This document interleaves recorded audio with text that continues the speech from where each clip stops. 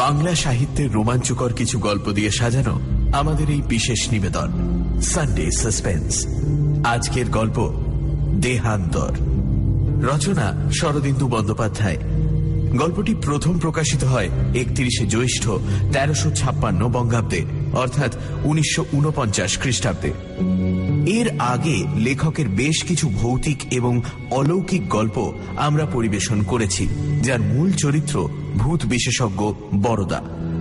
শরদিন্দু বন্দ্যোপাধ্যায় তার মৃত্যুর কিছুদিন আগে এক জায়গায় বলেছিলেন, ভূতের গল্প সম্পর্কে আমার একটা দুর্বলতা আছে। বরদা চরিত্রটা কাল্পনিক। শরদিন্দুর একটি গল্পে এই ভূতান্বেষী বরদার সঙ্গে সত্যান্বেষী ব্যোমকেশের দেখাও হয়েছিল। আজকের গল্প দেহান্তর। প্রধান চরিত্রে বরদা, বরদার শ্যালক, ক্লাবের সদস্য পৃথ্বী ও অমূল্য, প্রমথ, সাবিত্রী, ডাক্তারবাবু এবং মিস্টার দাস। গল্প পাঠে মীর, সাবিত্রী শ্রী, প্রমথ দীপ, পৃথ্বী নীল। গল্পের সূত্রধার দীপ। শুরু হচ্ছে দেহান্তর।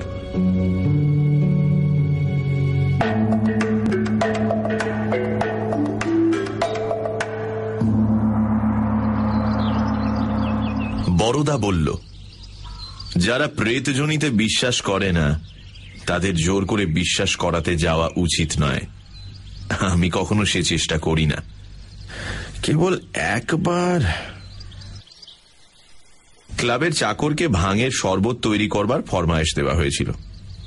আমরা সবাই যথারীতি শরবতের জন্য অপেক্ষা করছিলাম। এরকম পরিবেশের মধ্যে বরদা যখন বলল, যারা প্রেতজনিতে বিশ্বাস করে না ইত্যাদি, তখন আমরা একটু ভয় পেলাম। কিন্তু বরদা যখন ভনিতা করেছে তখন আর নিস্তার নেই। ভাগ্যক্রমে এই সময় শরবত এসে পড়ল। আমরা প্রত্যেকে আনন্দের সঙ্গে একটি করে ঠান্ডা গ্লাস তুলে নিলাম হাতে। পৃথ্বী গ্লাসের কানায় একটি ছোট্ট চুমুক দিয়ে বলল, আহ, দুনিয়াটা যদি মন্ত্র বলে এই শরবতের মতো ঠান্ডা হয়ে যেত। বরদা বলল, দুনিয়া বলতে তুমি কি বোঝো? এই ভারতবর্ষেই এমন জায়গা আছে যেখানে এখন বরফ পড়ছে। গত বছর এই সময় আমি পাহাড়ে বেড়াতে গিয়েছিলাম, দেখলুম দিব্যি শীত। প্রশ্ন করলাম, পাহাড়ে? কোন পাহাড়ে? বরদা বলল, মনে করো মসুরি কিংবা নৈনিতাল। নাম বলবো না, তবে শৌখিন হাওয়া বদলানোর জায়গা নয়। আমার বড় কুটুম সেখানে বদলি হয়েছেন, তারই নিমন্ত্রণে মাসখানেক গিয়েছিলাম। সেখানে একটা ঘটনা ঘটেছিল। অমূল্য সন্দেহের চোখে বলল, ঘটনা না হয় ঘটেছিল, কিন্তু পাহাড়ের নাম বলতে লজ্জা কিসের? বরদা বলল, লজ্জা নেই। যে গল্প তোমাদের শোনাতে যাচ্ছি তার পাত্রপাত্রী সবাই জীবিত, তাই একটু ঢাকাঢুকি দিয়ে বলতে হচ্ছে। মাঝে মাঝে এমন উৎকট ব্যাপার ঘটে যায়। যাই হোক, গল্পটা বলি শোনো। হিল স্টেশনে যারা বাস করেন তাদের চালচলন একটু বিলিতি ঘেঁষা হয়ে পড়ে। পুরুষেরা সচরাচর কোট প্যান্ট পরেন, মেয়েরা অবশ্য শাড়ি ছাড়েননি, কিন্তু হাব ভাব ঠিক দিশি বলা চলে না। টেবিলে বসে স্ত্রী পুরুষের একসঙ্গে খাওয়া, ডিনারের পর 2-1 পেগ হুইস্কি বা পট, এসব সামাজিক ব্যবহারের অঙ্গ হয়ে গেছে। দোষ দেওয়া যায় না। শীতের রাজ্যে শীতের নিয়ম মেনেই চলা ভালো। শ্যালকের চিঠি পেয়ে আমি তো গিয়ে পৌঁছলাম।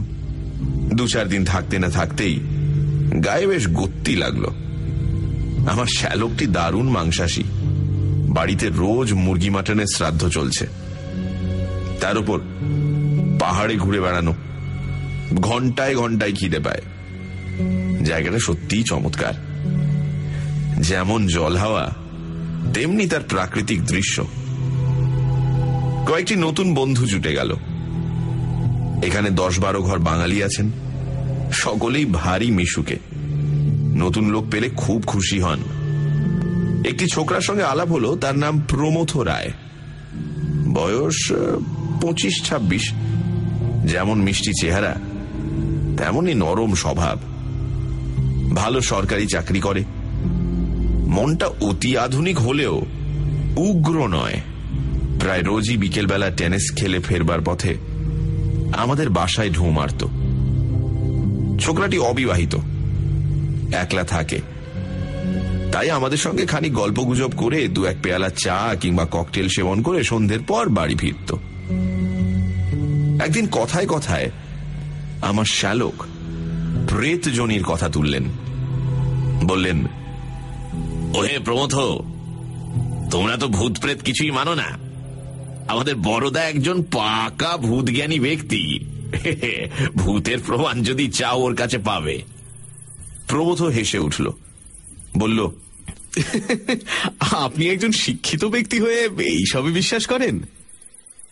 কথাটা সে হালকাভাবে বললেও গায়ে লাগলো।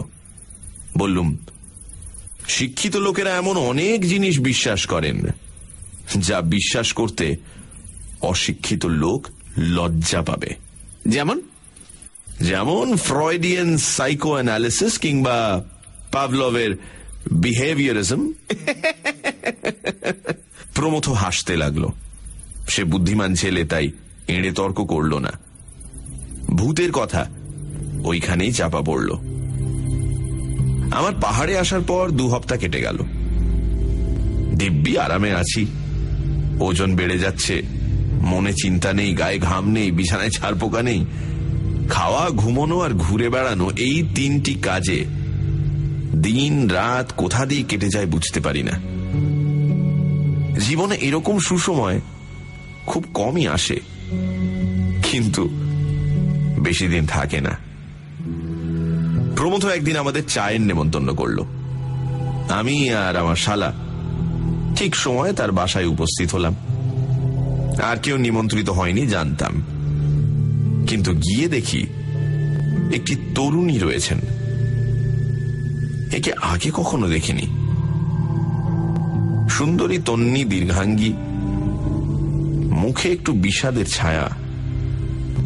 সাজসজ্জায় প্রসাধনে বর্ণবাহুল্য খুব একটা কিছু নেই, কিন্তু যত্ন আছে। চেহারা দেখে বয়স 20-21 মনে হয়, হয়তো 2-1 বছর বেশিও হতে পারে। আমার শালা খুব আগ্রহের সঙ্গে তাকে সম্ভাষণ করলেন। এই যে মিসেস দাস, কি সৌভাগ্য, আপনার সঙ্গে দেখা হবে তা তো আশাই করিনি। তরুণী হাসি মুখে প্রতি নমস্কার করে বললেন, সাপ্তাহিক শপিং করতে শহরে এসেছিলুম। রাস্তায় প্রমথবাবুর সঙ্গে দেখা হয়ে গেল, উনি ধরে নিয়ে এলেন।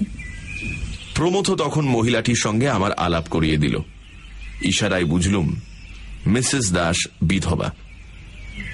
শহর থেকে মাইল 3 দূরে হর জটা নামে একটি উঁচু পাহাড়ের শিখর আছে। খুব ছোট জায়গা, মাত্র 10-12টি বাংলো। সেইখানে মিসেস দাস থাকেন। হর জটা থেকে শহরের পথ খুব একটা সুগম নয়, মাঝে একটা উপত্যকা পড়ে। তাই সেখানে যারা থাকেন তারা মাঝে মাঝে শহরে এসে প্রয়োজন মতন কেনাকাটা করে নিয়ে চলে যান। চা, কেক সহযোগে গল্প চলতে লাগলো। লক্ষ্য করলাম মিসেস দাস একদিকে যেমন সম্পূর্ণরূপে আধুনিকা, অন্যদিকে তেমনই শান্ত আর সংযত। তার সুন্দর চেহারার একটা প্রবল আকর্ষণ আছে, অথচ তার সঙ্গে খুব বেশি ঘনিষ্ঠতা করাও চলে না।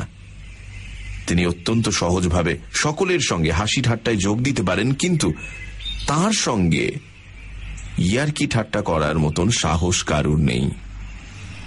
প্রমথকেও সেই সঙ্গে লক্ষ্য করলাম। এতদিন বুঝতে পারিনি যে তার জীবনে প্রেম ঘটিত কোনো জটিলতা আছে। এখন দেখলাম বেচারা একেবারে হাবুডুবু খাচ্ছে। কম্পাসের কাঁটা অন্য সময় ঠিক থাকে, কিন্তু চুম্বকের কাছে এলে একেবারে অধীর, অসংবৃত হয়ে পড়ে।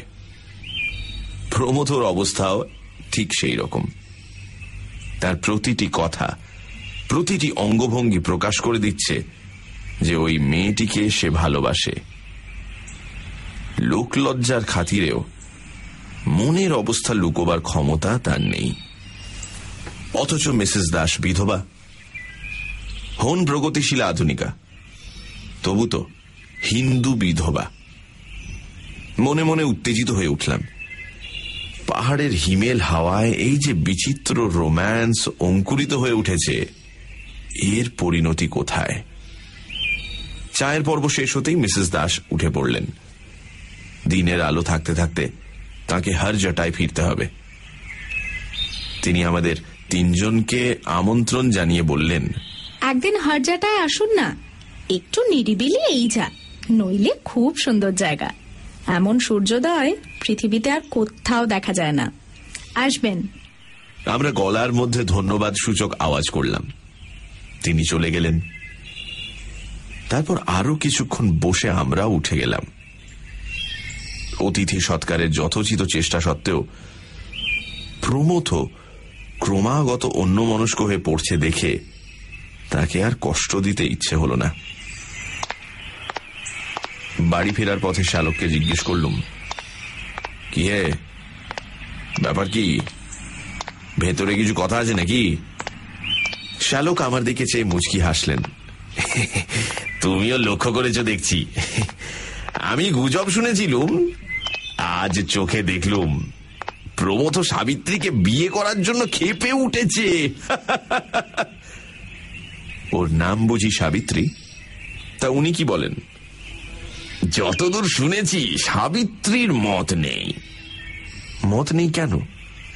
হিন্দু সংস্কার না অন্য কিছু? তা ভাই ঠিক বলতে পারি না। কতকটা সংস্কার হতে পারে, আবার কতকটা মৃত স্বামীর প্রতি ভালোবাসাও হতে পারে। জিজ্ঞেস করলুম, স্বামী কতদিন আগে মারা গেছেন? শ্যালক বললেন, তা প্রায় বছর 2 হতে চলল।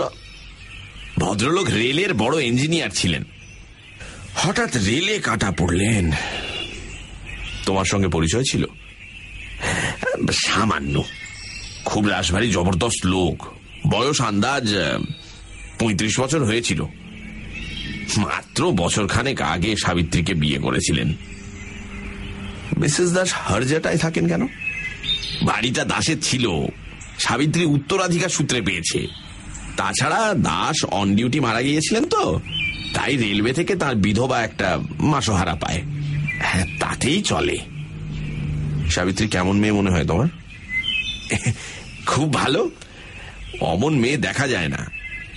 এই বয়সে একলা থাকে, কিন্তু কেউ কখনো ওর নামে একটা কথাও বলতে পারেনি। বিধবা বিবাহ সম্বন্ধে তোমার মতামত কি? এইরকম ক্ষেত্রে হওয়াই ভালো। সারা জীবন অতীতের পানে চেয়ে কাটিয়ে দেওয়ার কোনো মানে হয় না। ছেলেপুলে থাকলেও বা কথা ছিল, কিন্তু সাবিত্রী বোধহয় বিয়ে করবে না। এই ঘটনার পর আরো দিন 10 কেটে গেল। প্রমথ আর আসেনি। আমরা তার মনের কথা আঁচ করেছি বলেই বোধহয় সে আমাদের এড়িয়ে যাচ্ছে। আমারও এই স্বর্গ থেকে বিদায় নেওয়ার সময় হলো। আমি পাত্তাড়ি গুটোচ্ছি এমন সময় একদিন প্রমথ এলো। একটু লজ্জা লজ্জা ভাব। 2-4টে কথা বলার পর বলল, মানে মিসেস দাস চিঠি লিখে আমাদের 3জনকে হরজটায় নেমন্তন্ন করেছেন সূর্যোদয় দেখবার জন্য। যাবেন? আমার কোনোই আপত্তি ছিল না, কিন্তু শ্যালক আপত্তি তুললেন। সূর্যোদয় দেখতে হলে তার আগের রাতে গিয়ে হরজটায় থাকতে হয়, কিংবা রাত 2টোর সময় এখান থেকে বেরোতে হয়। সেটা কি সুবিধের হবে? প্রমথ পকেট থেকে চিঠি বার করে বলল, তা চিঠি পড়ে দেখুন, অসুবিধে বোধহয় হবে না। চিঠিতে লেখা ছিল, আপনাকে প্রীতি ও নমস্কার প্রমথবাবু। দেখছি আমার সেদিনের নিমন্ত্রণ আপনারা মুখের কথা মনে করেছেন। আমি কিন্তু সত্যিই আপনাদের 3জনকে নিমন্ত্রণ করেছিলাম। আসুন না, রাত্রে আমার বাড়িতে থেকে সকালে সূর্যোদয় দেখবেন, কষ্ট হবে না। আমার বাড়িতে 3জন অতিথিকে স্থান দেবার মতো জায়গা আছে। কবে আসবেন জানাবেন, কিংবা না জানিয়ে যদি এসে উপস্থিত হন তাহলেও খুশি হব। আশা করি ভালো আছেন। ইতি সাবিত্রী দাস। এরপর আর শ্যালকের আপত্তি রইল না। প্রমথ উৎসাহিত হয়ে বলল, আজ শনিবার আছে, চলুন না আজই যাওয়া যায়। 5টার সময় বেরোলে সন্ধ্যের আগে পৌঁছানো যাবে। তাই ঠিক করে বেরিয়ে পড়া গেল।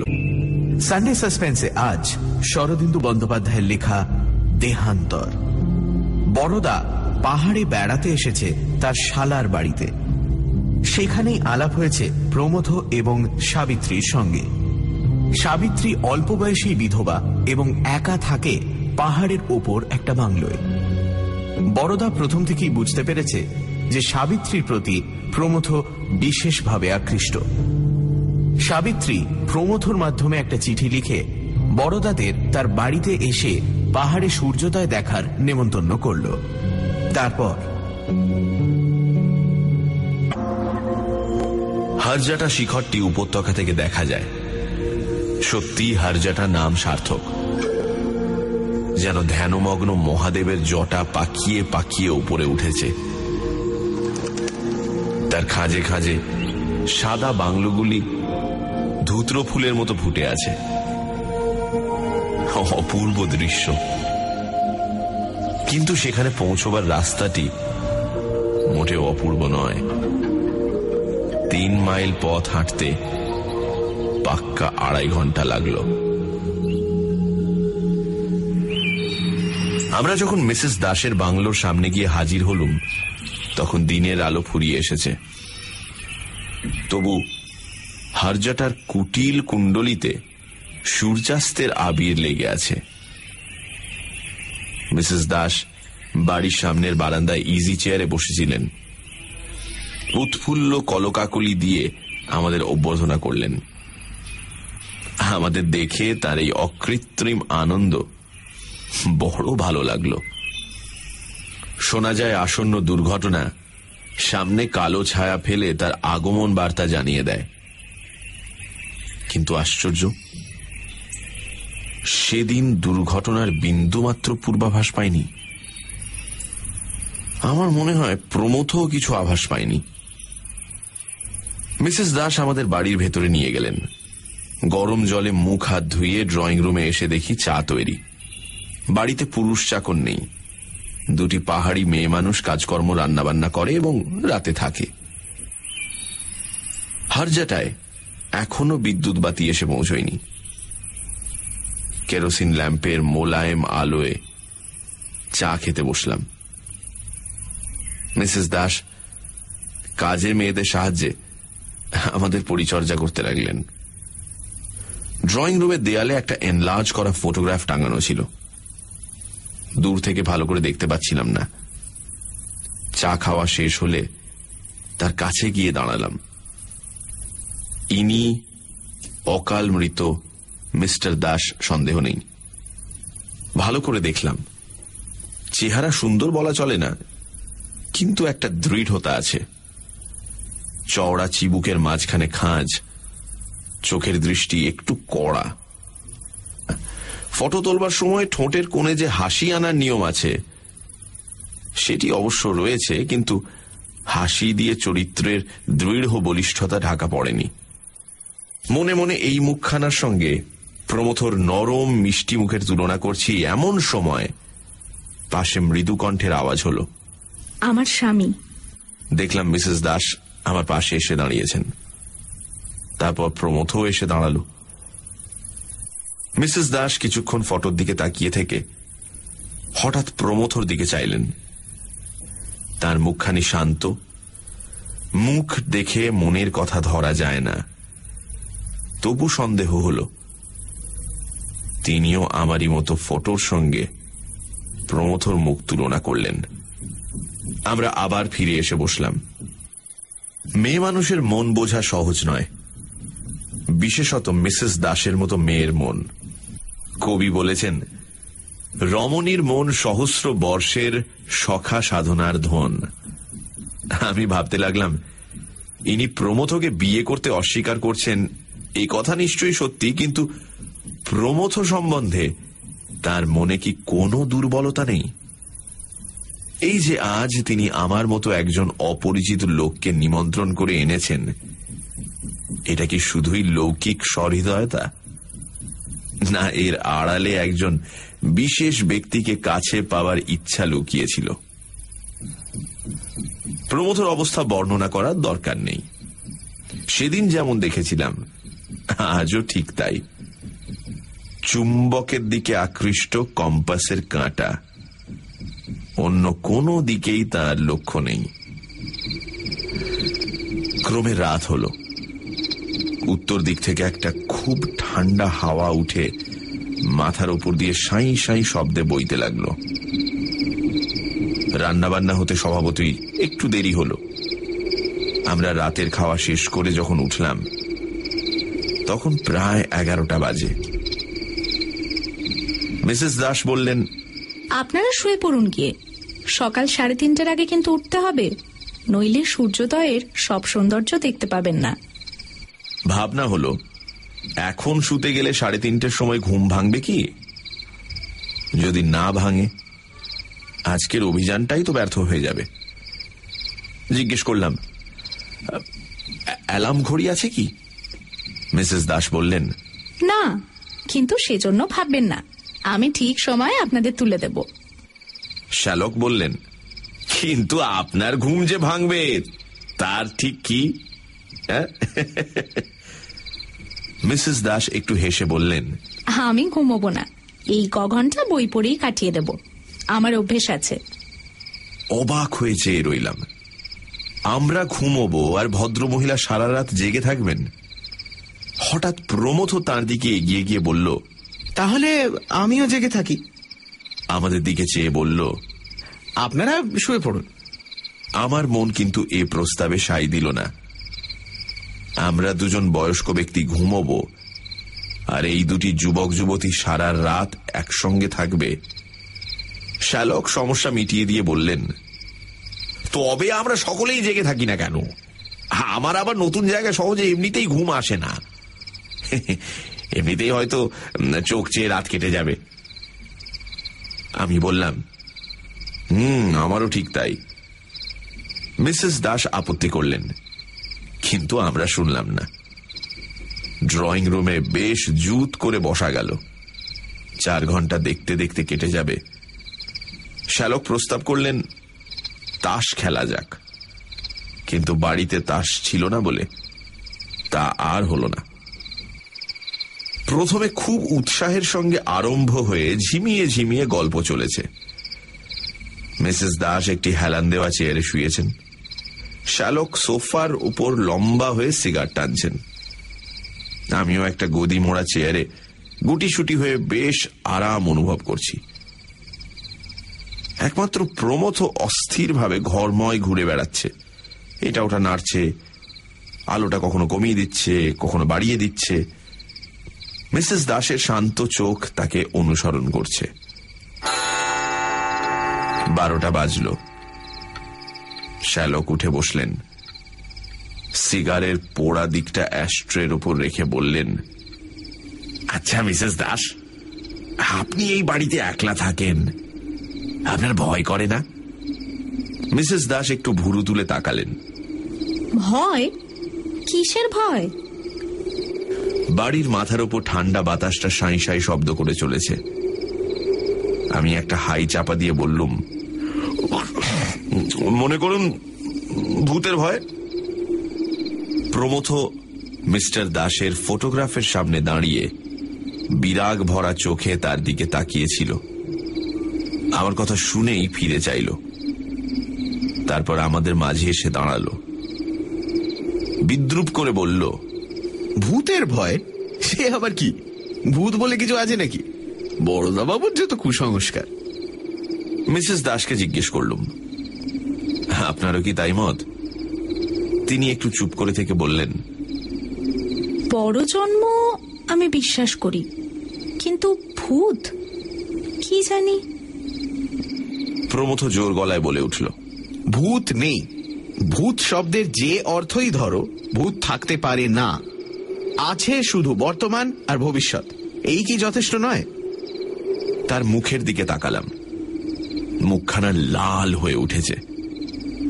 প্রমথ নরম স্বভাবের মানুষ, তাকে এত বিচলিত কখনো দেখিনি। যেন সাবিত্রীকে একটা কথা বলার জন্য তার প্রাণে প্রবল আবেগ উপস্থিত হয়েছে, অথচ আমাদের সামনে সে কথাটা সে বলতে পারছে না। শ্যালকও ব্যাপারটা বুঝেছিলেন। তিনি বললেন, বর্তমান আর ভবিষ্যৎ যদি থাকে তবে ভূতও থাকতে বাধ্য। আমাদের সকলেরই অতীত জীবন আছে, সেইটাই ভূত। তোমারও ভূত আছে প্রমথ, তাকে এড়ানো সহজ নয়। তবে মরা মানুষের সঙ্গে আমাদের তফাৎ এই যে মরা মানুষের সবটাই ভূত, আর আমাদের কিছুটা বর্তমান আর ভবিষ্যৎ আছে। শ্যালক যে ভূত কথাটার দুরকম অর্থ নিয়ে লোভালুভি করছেন, প্রমথ তা বুঝল না। তার তখন রোখ চেপে গেছে। সে হাত নেড়ে বলল, ওসব হেয়ালি আমি বুঝি না। মৃত্যুর পর আত্মা যে বেঁচে থাকে তা প্রমাণ করতে পারেন? শ্যালক হেসে বললেন, আমি কিছুই প্রমাণ করতে পারি না। প্রেতজনী সম্বন্ধে বড়দা খবর রাখে, ওকে জিজ্ঞেস করো। আমি বললুম, দেখুন প্রমথবাবু, যে লোক জেগে ঘুমোয় তাকে জাগানো যায় না। আপনিও যদি বিশ্বাস করবেন না বলে বদ্ধপরিকর হয়ে থাকেন, তাহলে আপনাকে বিশ্বাস করানো কারুর সাধ্য নয়। তবে এটুকু বলতে পারি, অনেক বৈজ্ঞানিক, বুদ্ধিসম্পন্ন, প্রতিভাবান লোক প্রেতজনিতে বিশ্বাস করেছেন, যেমন William Crookes, Oliver Lodge, Conan Doyle. Pramatha মুখ শক্ত করে বলল, আমি বিশ্বাস করি না। যদি প্রমাণ করতে পারেন প্রমাণ করুন, নইলে কেবল কতগুলো বিলিতি না মাউড়ে আমাকে কাবু করতে পারবেন না। একটু রাগ হলো।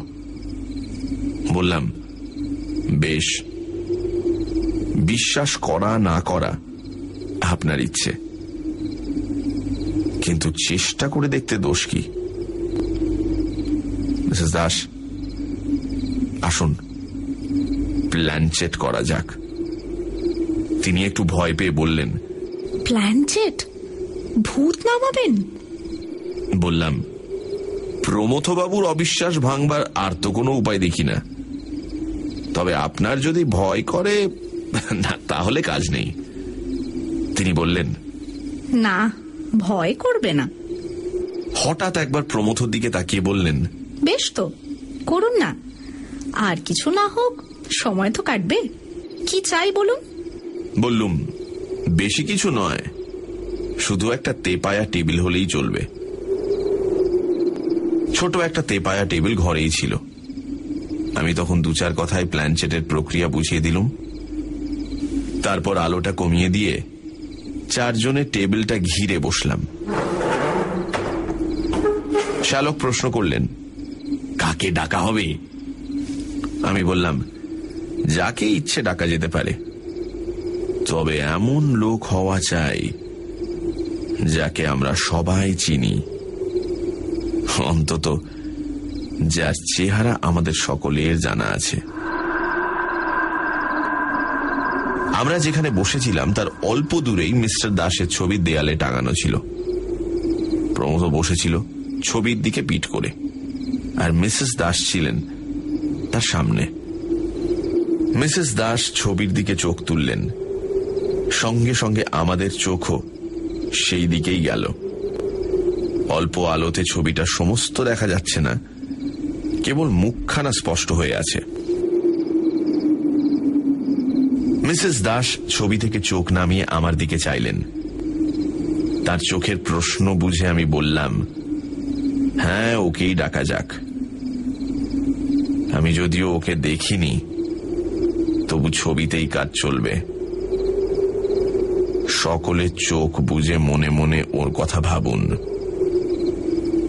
আঙ্গুলে আঙ্গুল ঠেকিয়ে টেবিলের ওপর হাত রাখা হলো। তারপর আমরা চোখ বুজে মিস্টার দাসের ধ্যান শুরু করে দিই। সানডে সাসপেন্সে আজ শরদিন্দু বন্দ্যোপাধ্যায়ের লেখা দেহান্তর। বড়দারা এসেছে মিসেস দাস মানে সাবিত্রীর বাড়িতে, রাতে থেকে ভোরবেলায় সূর্যোদয় দেখবে বলে। ড্রয়িং রুমের দেয়ালে মিস্টার দাসের ছবি। সূর্যোদয় দেখতে হলে খুব ভোরে উঠতে হবে, তাই সবাই ঠিক করল রাতটা গল্প করেই কাটিয়ে দেবে। কথায় কথায় ভূত প্রসঙ্গ উঠল। প্রমথ ভূতে বিশ্বাস করে না। বড়দা বলল, প্ল্যানচেট করে ভূতের অস্তিত্ব প্রমাণ করে দিতে পারে সে। ঠিক হলো, প্ল্যানচেটের মাধ্যমে অকাল মৃত মিস্টার দাসের আত্মা নামানো হবে। সবাই মিলে মিস্টার দাসের ধ্যান শুরু করে দিল। তারপর প্ল্যানচেটের টেবিলে যখন আত্মার আবির্ভাব হয় তখন টেবিলটা নড়তে থাকে। মনে হয় টেবিলের মরা কাঠে প্রাণ সঞ্চার হয়েছে, তার ভেতর দিয়ে একটা স্পন্দন বইতে থাকে। আমরা প্রায় 10 মিনিট বসে রইলাম, কিন্তু টেবিল নড়ল না, তার মধ্যে জীবন সঞ্চার হল না। তখন চোখ খুলে আর সকলের দিকে তাকালাম, কিন্তু প্রমথকে দেখেই বুঝলাম প্রেতের আবির্ভাব হয়েছে। টেবিলের উপর নয়, মানুষের উপর। এমন মাঝে মাঝে হয়, তার মুখটা বুকের ওপর ঝুলে পড়েছে, ঠোঁট দুটো নড়ছে, মুখের চেহারা কেমন যেন বদলে গেছে। প্রেতের উদ্দেশ্যে প্রশ্ন করলাম, কেউ এসেছেন কি? প্রমথ আস্তে আস্তে মুখ তুলল, তারপর টকটকের রাঙা চোখ খুলে মিসেস দাসের দিকে এক দৃষ্টে চেয়ে রইল। আমি হাত বাড়িয়ে আলোটা উজ্জ্বল করে দিলাম।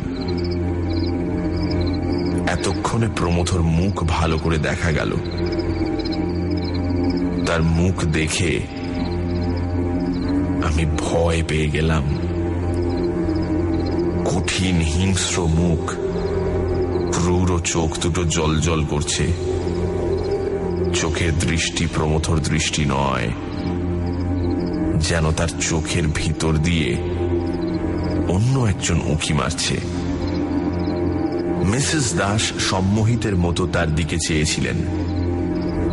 হঠাৎ প্রমথ উগ্র কণ্ঠে বলে উঠল, সাবিত্রী! তার গলার আওয়াজ পর্যন্ত বদলে গেছে। মিসেস দাসের চোখ বিস্ফারিত হতে লাগলো, তার ঠোঁট দুটি খুলে গেল। তারপর তিনি চিৎকার করে উঠলেন, হ্যাঁ, তুমি এসেছো! এই বলে তিনি অজ্ঞান হয়ে পড়ে গেলেন। তারপর যা কাণ্ড বাঁধল তা বর্ণনা করা যায় না। প্রমথ লাফিয়ে উঠে দাঁড়ালো, তার মুখ দিয়ে ফেনা বেরুচ্ছে। আমি তাকে ধরতে গেলুম, কিন্তু আমার সাধ্য কি তাকে ধরে রাখি? তার গায়ে অসুরের শক্তি। আমাকে এক ঝটকায় দূরে সরিয়ে দিয়ে সে সাবিত্রীর অজ্ঞান দেহটার উপর ঝাঁপিয়ে পড়ল। তাকে দু হাতে ঝাঁকানি দিতে দিতে গর্জাতে লাগলো, তুমি আবার বিয়ে করতে চাও? দেব না, দেব না, তুমি আমার। ভেবে দেখো, প্রমথর মুখ দিয়ে এই কথাগুলো বেরুচ্ছে, কিন্তু আমাদের তখন ভাববার সময় নেই। আমি আর শ্যালক দুজনে মিলে টেনে প্রমথকে আলাদা করলাম। ইতিমধ্যে পাহাড়ি কাজের মেয়ে দুটি চেঁচামেচি শুনে এসে পড়েছিল। তারা সাবিত্রীকে তুলে নিয়ে সোফার উপর শুইয়ে দিল। আমরা প্রমথকে টেনে নিয়ে চললাম স্নান ঘরের দিকে। সেখানে তাকে মেঝে ফেলে মাথায় বালতি বালতি জল ঢালতে লাগলাম আর চিৎকার করে বলতে লাগলাম, আপনি চলে যান, আপনি চলে যান। না না, যাব না, সাবিত্রীকে বিয়ে করতে দেব না। দাঁত ঘষে ঘষে প্রমথ বলতে লাগলো। আমরা জল ঢালতে লাগলাম।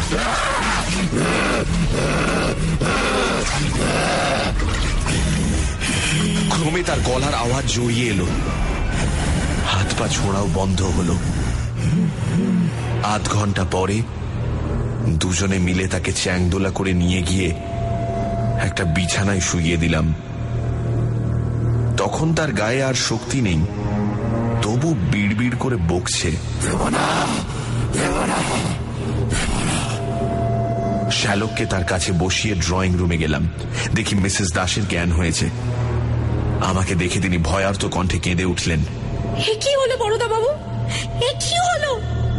মেয়েদের মনের অন্তরতম কথা যখন প্রকাশ হয়ে পড়ে, তখন তাদের লজ্জা আর ভয়ের অন্ত থাকে না। কান্নাই তখন তাদের একমাত্র আবরণ। আমি মিসেস দাসের পাশে বসে তাকে যথাসাধ্য ঠান্ডা করবার চেষ্টা করলাম। তারপর কাজের মেয়েদের উদ্দেশ্যে বললাম, এক কাপ কড়া চা শিগগির তৈরি করে নিয়ে এসো। সেদিন সূর্যোদয় দেখা মাথায় উঠল। দুটি ঘরে দুটি রুগীর পরিচর্যা করতে করতেই বেলা 7টা বেজে গেল। যাই হোক, মিসেস দাস তো সামলে উঠলেন, কিন্তু প্রমথ সেই বিছানায় শুয়ে ঘুমিয়ে পড়ল। কিছুতেই তার ঘুম ভাঙে না। জোর করে ঘুম ভাঙাতেও সাহস হল না, আবার হয়তো বিদঘুটে কাণ্ড আরম্ভ করে দেবে। এদিকে বেলা বেড়ে যাচ্ছে, আমাদের আজ ফিরে যেতেই হবে, নইলে অনেক হাঙ্গামা। বেলা 1টা পর্যন্ত যখন ঘুম ভাঙল না, তখন আমরা উদ্বিগ্ন হয়ে উঠলাম। ভাগ্যক্রমে একজন বৃদ্ধ ডাক্তার হারজাটায় বাস করেন, তাকে ডেকে আনা হলো। তিনি পরীক্ষা করে বললেন, বুকে একটু ঠান্ডা জমেছে, বিশেষ কিছু নয়, কিন্তু আজ এর বিছানা থেকে ওঠা চলবে না। না। আমরা কাতর চোখে মিসেস দাসের দিকে চাইলাম। তিনি এতক্ষণে সম্পূর্ণ স্বাভাবিক অবস্থায় ফিরে এসেছেন। বললেন, প্রমথবাবু আজ এখানেই থাকুন, আপনারা যদি নিতান্তই না থাকতে পারেন। শ্যালক অত্যন্ত অপ্রস্তুত হয়ে বললেন, দেখুন, যাওয়া খুবই দরকার, কিন্তু আমরা না থাকলে আপনার যদি কোনো লজ্জার কারণ হয়। মিসেস দাস বললেন, সেজন্যে ভাববেন না। বৃদ্ধ ডাক্তার আমাদের কথা শুনছিলেন। তিনি বলে উঠলেন, ভাবনার কি আছে, আমি তো কাছেই থাকি। আমি না হয় রাতে এসে সাবিত্রীমার বাড়িতে থাকব, দরকার হলে আমার স্ত্রী এসে থাকতে পারেন, আপনারা ফিরে যান। বৃদ্ধ ডাক্তারটি মরমী লোক, অযথা প্রশ্ন করেন না। আমরা অনেকটা নিশ্চিন্ত হয়ে বেরিয়ে পড়লুম। প্রমথ সম্বন্ধে চিন্তার কারণ নেই, ঘুম ভাঙলেই সে সহজ মানুষ হয়ে পড়বে। বেরুবার সময় মিসেস দাস আমাদের একটু আড়ালে বললেন, কাল রাত্রির ঘটনা নিয়ে কোনো আলোচনা না হলেই ভালো হয়। আমরা আশ্বাস দিলাম, আপনি নিশ্চিন্ত থাকুন। তারপর হারজাটা থেকে নেমে এলাম। পরদিন সন্ধ্যের সময় খবর পেলাম প্রমথ ফিরে এসেছে, কিন্তু সে আমাদের সঙ্গে দেখা করতে এলো না। এদিকে আমার সময় ফুরিয়ে এসেছে, 2-1 দিনের মধ্যে বেরোতে হবে। ভাবলাম যাই, আমি প্রমথর সঙ্গে দেখা করে আসি। এসব ব্যাপারের পর তার হয়তো আসতে সংকোচ হচ্ছে। পরদিন সকালবেলা বেরিয়ে ফেরার পথে তার বাড়ি গেলাম। সদর দরজা বন্ধ। কড়া নাড়তেই প্রমথ এসে দরজা খুলে দাঁড়ালো। তার চেহারায় কি একটা সূক্ষ্ম পরিবর্তন হয়েছে। সে কটমট করে কিছুক্ষণ আমার দিকে চেয়ে রইল, তারপর দড়াম করে আমার মুখের ওপর দরজাটা বন্ধ করে দিল। প্রমথর সঙ্গে এই আমার শেষ দেখা। তারপর দিনই পাহাড় থেকে নেমে এলাম। এই পর্যন্ত বলে বরদা থামল। ইতিমধ্যে চাঁদ অনেকখানি ওপরে উঠে গেছে। ভাঙের নেশার জন্যই হোক বা বরদার গল্প শোনার জন্যই হোক, বাতাস বেশ ঠান্ডা লাগছে। পৃথ্বী প্রশ্ন করল, তা বলছিলাম, তোমার গল্প কি এখানেই শেষ, নাকি আরো কিছু বাকি টাকি আছে? বরদা একটা সিগারেট ধরিয়ে বলল,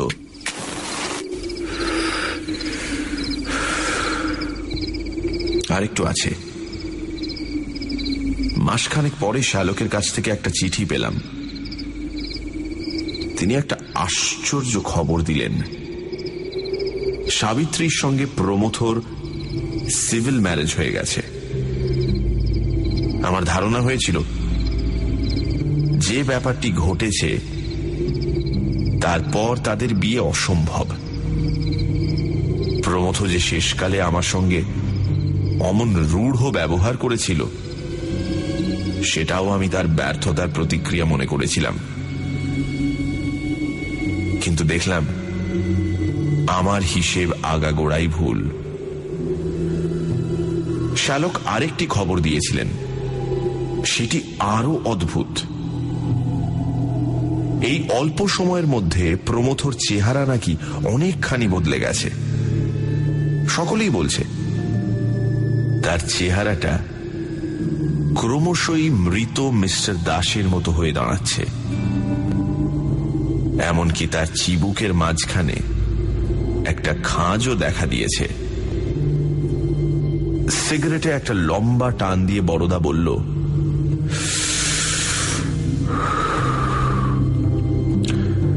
এতক্ষণ আমি সরলভাবে ঘটনাটি বলে গেছি, নিজের টিকা টিপ্পনি কিন্তু কিচ্ছু দিইনি।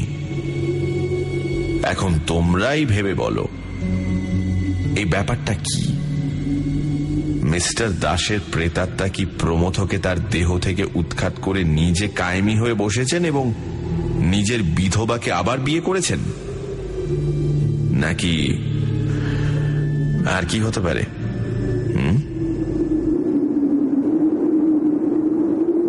আমরা কেউই কোনো উত্তর দিলাম না। বড়দা তখন কতকটা নিজ মনেই বলে উঠল,